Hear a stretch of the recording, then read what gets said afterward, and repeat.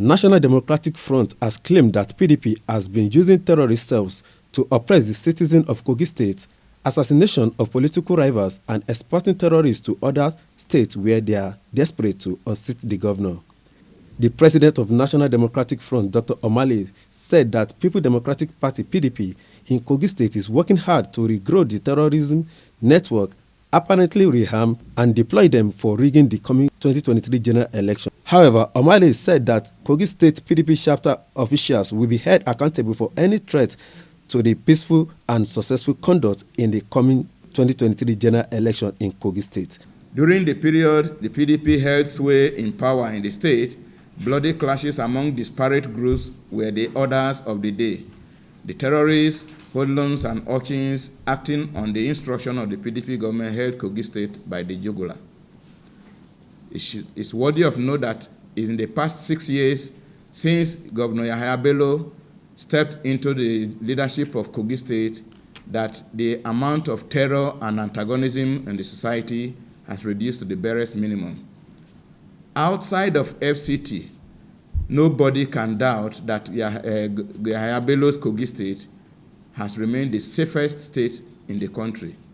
Considering the spectacular position of the state being surrounded by 9-10 states, yet with that osmotic emphasis, he was able to control security in that state. Most recently, a certain PDP politician has been in the news for ramping up efforts to revive these dismantled cells. The efforts at reintroducing extremism and terrorism to Kogi State on an industrial scale include name-calling and the governor and reframing his counter-terrorism efforts as a clampdown on the PDP. It is unfortunate. The party has nothing to campaign for the forthcoming elections, and their only gimmick going forward is to blackmail Governor Yahaya Bello.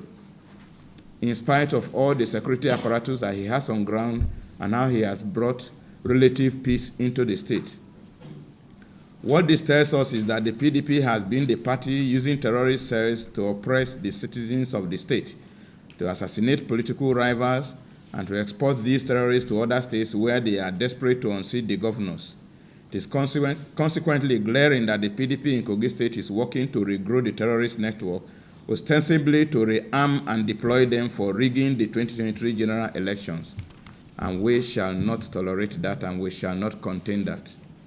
Otherwise, how can a political party that claims to have the interests of the people at heart be advocating for the state government not to clamp down on terrorists?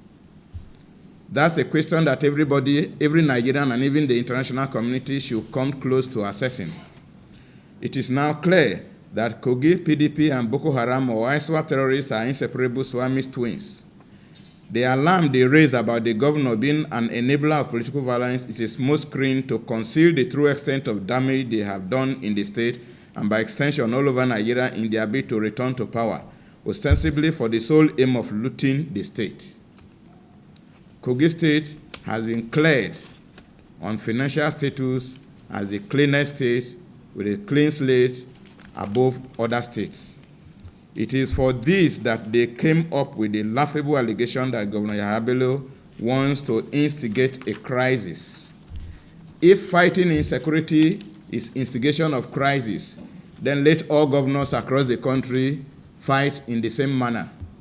We challenge the Kogi State PDP chapter to disprove the many laudable projects that Governor Yahaya Bello's numerous efforts at peace building and establishing democracy has manifested.